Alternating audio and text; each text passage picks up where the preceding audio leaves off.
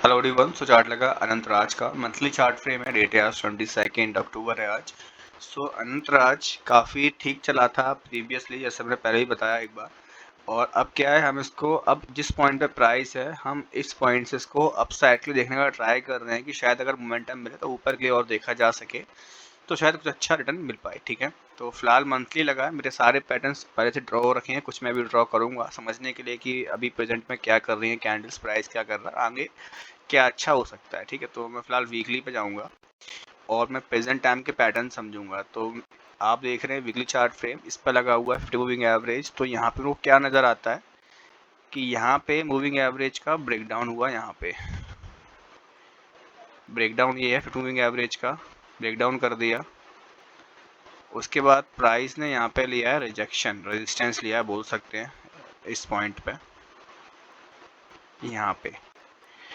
उसके बाद कैंडल्स ने यहाँ पे इसको काफ़ी एग्रेसिवली ब्रेकआउट भी कर दिया अच्छे वॉल्यूम्स के साथ में।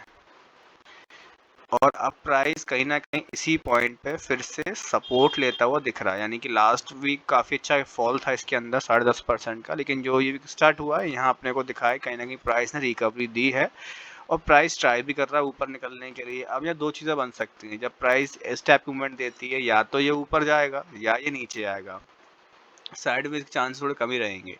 ठीक है, तो अब मैं इसमें क्या देखने वाला हूँ, अगर इस टाइप की कंपनी देखें, इस टाइप के चार्ट पैटर्न देखें, तो इस टाइप के चार्ट पैटर्न्स में हमें अपना स्टॉप लॉस बहुत लॉजिकल और स्ट्रॉन्ग लगाना पड़ता है, ताकि अगर इफ़ इन केस प्राइस अपने अगेंस्ट जाए तो हम इमीडिएटली इससे बाहर निकल पाएँ।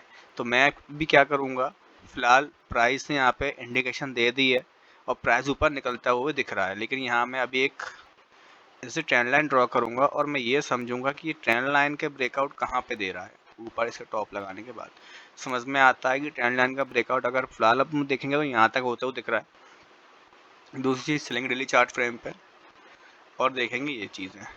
तो जब प्राइस ऊपर गया था तो इसके अंदर वॉल्यूम्स थे, जब प्राइस गिरा है तो वॉल्यूम्स उतने नहीं है, पर वॉल्यूम्स हैं, इसको हम निगलेक्ट नहीं कर सकते हैं।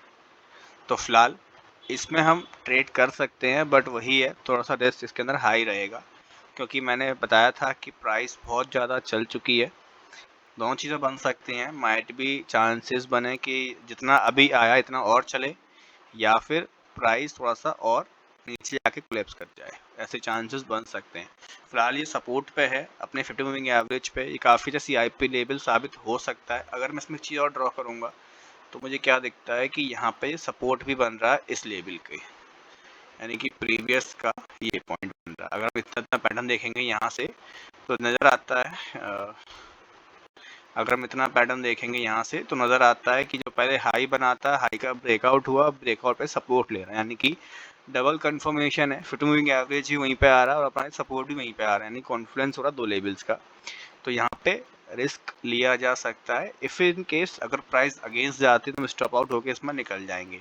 और स्टॉप लॉस रखने के लिए मुझे सबसे जगह दिखती है कि फिलहाल प्राइस 644 पे है, ऑलमोस्ट हम 650 का लेवल मान सकते हैं इसमें अपसाइड के लिए। और स्टॉप लॉस देखा जाए तो स्टॉप लॉस फिलहाल दिखा रहा है, इसका 50 मूविंग एवरेज दिखा रहा है 600, मूविंग एवरेज दिखा रहा है, स्टॉप लॉस वो दिखा रहा है 600 रुपये पे।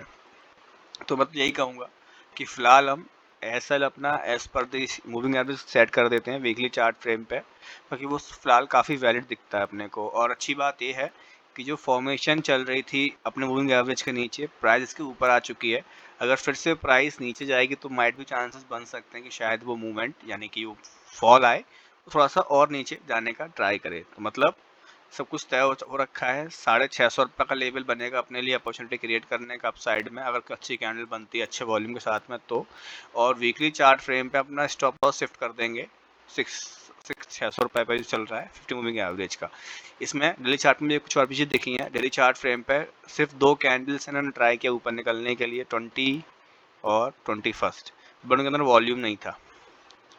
तो अब अगर जो आगे कैंडल बनेगी यहाँ पे, इसको हम सोचेंगे अपसाइड के लिए, लॉन्ग करने के लिए, तो वहाँ पे जो प्राइमरी रिक्वायरमेंट है वो रहेगी अच्छी कैंडल अच्छे वॉल्यूम के साथ में, जो एक अच्छी बाइंग कंफर्म करे।